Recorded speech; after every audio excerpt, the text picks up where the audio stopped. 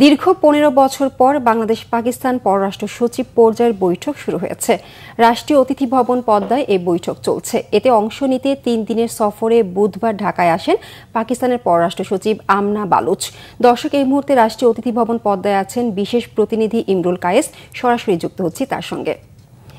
কায়েস, বৈঠকের সবশেষ কি খবর আছে আপনার কাছে, আমাদেরকে জানাবেন। ধন্যবাদ রোকসানা রেখা। আপনি ঠিকই বলেছেন যে আমরা এই মুহূর্তে রাষ্ট্রীয় অতিথি ভবন পদ্মার সামনে অবস্থান করছি। গণমাধ্যম কর্মীরা পদ্মার সামনে অবস্থান করছি।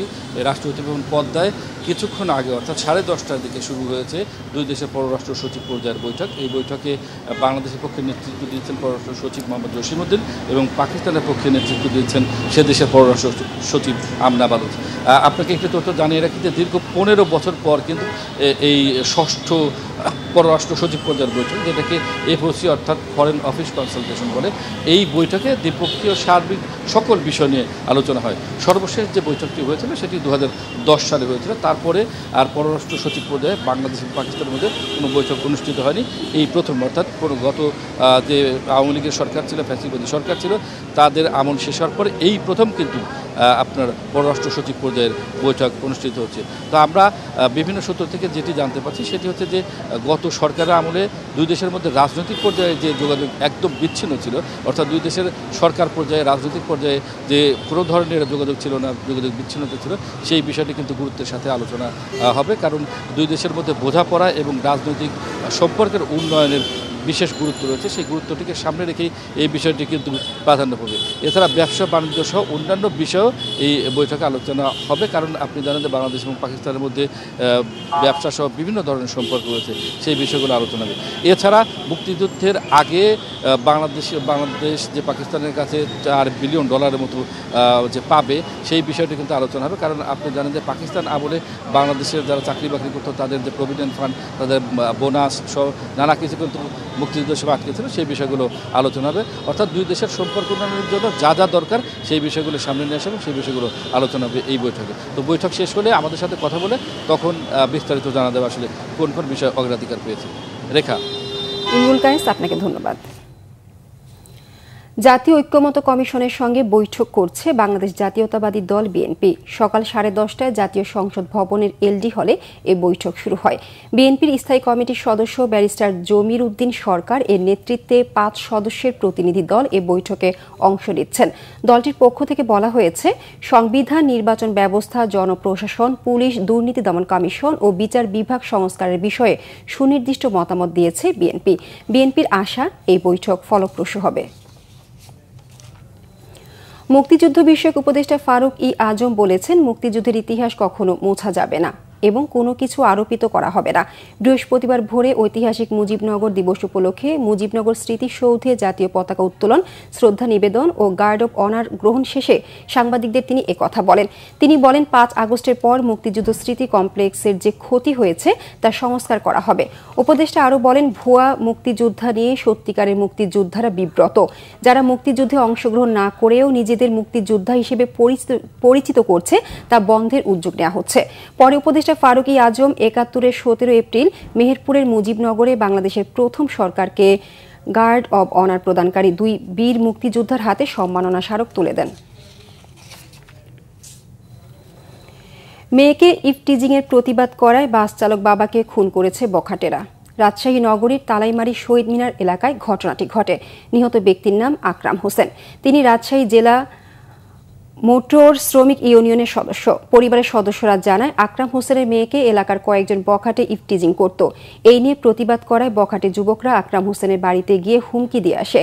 এক পর্যায়ে বুধবার রাত 10:30টার দিকে আকরাম হোসেনকে ইট দিয়ে আঘাত করে বখাটে নান্টু, বিশাল, রতনসহ বেশ কয়েকজন।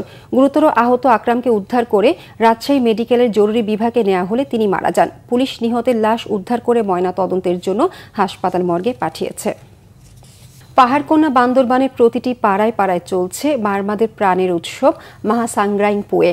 ছড়িয়ে রয়েছে ঘরে ঘরে উৎসবের আবেগ। শিশু থেকে বৃদ্ধ সব বয়সের নারী পুরুষ উৎসবের আনন্দে মেতে উঠেছে। মারমা সম্প্রদায় 1886-কে বিদায় জানিয়ে একে অপরের গায়ে পানি ছিটিয়ে বরণ করে নিচ্ছে 1887 সালকে। বান্দরবানের কুহালং হেডম্যান পাড়া ঘুরে তথ্যচিত্র নিয়ে রিপোর্ট করছেন বান্দরবান প্রতিনিধি আল ফয়সাল বিকাশ। পহেলা বৈশাখ বাঙালির চিরায়ত সংস্কৃতির মতো মারমা সম্প্রদায়ের রয়েছে বর্ষবিদায় ও বরণে আদি সংস্কৃতি। তারা তাদের নিজস্ব বর্ষপঞ্জিকে সামনে রেখে প্রতি বছর উদযাপন করে থাকে মহাসাংগ্রাইং পোয়ে অনুষ্ঠান। এবার মারমা হিসাব অনুযায়ী 1386 সালকে বিদায় জানিয়ে নতুন বছর 1387 সালকে বরণ করছে তারা। মারমা সম্প্রদায় বছরের শেষে বৌদ্ধ বিহারগুলো থেকে পুরনো বুদ্ধ মূর্তিগুলো সূত্রপাঠের মাধ্যমে স্নান করায়। পরদিন শুরু হয় পাড়া ভিত্তিক নানা আয়োজন। আমরা প্রত্যেক বছর অপেক্ষায় থাকি সাংগ্রাইয়ের জন্য। আমরা সাংগ্রাইয়ের শুরুতে প্রথম দিনে বিহারে ছোঁয়াং দিই, তারপরে দুপুরবেলায় আপনার বুদ্ধকে চন্দন পানি দিয়ে স্নান করানো হয়। পুরোনো বছর সব দুঃখ ক্লান্তি মুছে আমরা ওই পানি দিয়ে আমরা নতুন বছরকে বরণ করি। সাংগ্রাইং পোয়ে অনুষ্ঠানের প্রধান আকর্ষণ হচ্ছে পানি উৎসব। অতীতের সব দুঃখ গ্লানি মুছে দিতে একে অপরের বৈরিতা ভুলে মৈত্রী পানি বর্ষণের মাধ্যমে পবিত্র হওয়াই হচ্ছে পানি উৎসবের মূল তাৎপর্য। আগামী 20 এপ্রিল পর্যন্ত পাহাড়ের প্রতিটি পাড়ায় ধারাবাহিকভাবে এই সাংগ্রাই উৎসব চলবে। এই পানি খেলাটা আমাদের জন্য অনেক আনন্দের, কারণ এই দিনে আমরা সবাই একসাথে থাকি। আমরা পুরোনো দিনের সব দুঃখ ক্লান্তি ঝগড়া জাতি সমস্ত কিছু ভুলে গিয়ে আমরা এই বছরে নতুন করে জীবন শুরু করি। এদিকে বৈশাখীর শেষ দিনে রাঙ্গামাটির রাজস্থলী উপজেলার বাঙ্গালহালিয়ায়ও জল উৎসব করেছে মারমা সম্প্রদায়। মারমা সংস্কৃতি সংস্থার আয়োজনে বাঙ্গালহালিয়া উচ্চ বিদ্যালয় মাঠে দিনব্যাপী নানা কর্মসূচি ও জল উৎসবের উদ্বোধন করেন কাপ্তাই সেনা zone commander lieutenant colonel SM Mahmudul Hasan Sohag. Bangla vision news desk. আন্তর্জাতিক প্রসঙ্গ। এবার ইউরোপীয় ইউনিয়নের নিরাপদে দেশের তালিকায় এসেছে বাংলাদেশ সহ 7 দেশের নাম। তালিকায় অন্তর্ভুক্ত এসব দেশের নাগরিকদের ইউরোপের দেশগুলোতে আশ্রয় লাভের পদ্ধতি আরও কঠিন করে দেওয়া হয়েছে। এরই মধ্যে যারা ইউরোপে আশ্রয় পেয়েছেন তাদের দ্রুত নিজ দেশে পাঠানোর কাজ জোরদারের লক্ষ্যে এই তালিকা প্রকাশ করা হয়েছে। এসব দেশের নাগরিকদের আশ্রয়ের আবেদনের যাচাই বাছাই দ্রুততার সঙ্গে শেষ করার সুযোগ পাবে ইইউ সদস্য দেশগুলো। বুধবার প্রকাশিত তালিকাটি বর্ধিত ও যাচাই বাছাই করা হতে পারে বলে জানিয়েছেন অভিবাসন বিষয়ক কমিশন। কয়েকটি দেশের নির্বাচনে উগ্র ডানপন্থীরা উত্থানে বেআইনিভাবে দেশগুলোতে প্রবেশকারীদের ব্যাপারে কঠোর হওয়ার জন্য চাপ দেওয়া হচ্ছে ইইউ এর উপর। বিষয়টি দ্রুত সমাধান করতেই এমন সিদ্ধান্ত নিয়েছে সংস্থাটি। অবশ্য ইউরোপিয়ান পার্লামেন্ট ও সদস্য দেশগুলো অনুমোদন দিলে তবেই কার্যকর হবে তালিকাটি। এই ছিল এখনকার মতো। পরের সংবাদ বেলা 12টায় দেখার আমন্ত্রণ রইল। এছাড়া বাংলাভিশন সংবাদ ও সংবাদ সংশ্লিষ্ট অনুষ্ঠান দেখতে ভিজিট করুন www.bbnews24.com ও facebook.com/বাংলাভিশন নিউজে এবং সাবস্ক্রাইব করুন youtube.com/বাংলাভিশন নিউজে। ধন্যবাদ সবাইকে।